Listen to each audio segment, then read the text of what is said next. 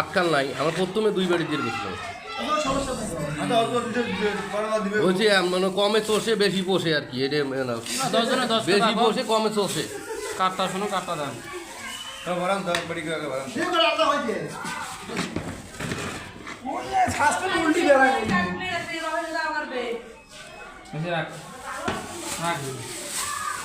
এগুলো সব আমাদের আপনজনকে সব বন্টন করে দেওয়া হবে, সেই জন্য এখানে ড্যাক পাকাইছি।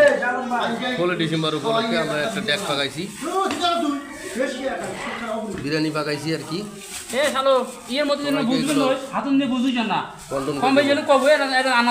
গরিব দুঃখী মানুষ আছে, গরম বুঝিস না ভিডিও কোয়া লাগে। আমরা আর কি সবাই একত্র হয়ে একটা আয়োজন করছি, এখানে সবাই মোর পক্ষ থাই একত্রে কি এখন মোর পক্ষ গরিব কজন তাদের আর মোর পক্ষ ফেসবুকে তার কাহিনী দেয় সেই সাথ দেখছেন সব মাংস অভাব নাই। একজন, এই 2 জন, এই 3 জন, এই 4 কর্মী, এগুলো কর্মী।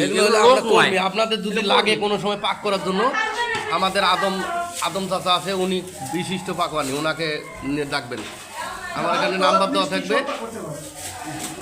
থাকবে, এই নাম্বারে আপনারা ফোন করবেন, ফোন করলে আমরা তাকে সংগ্রহ করে নেব।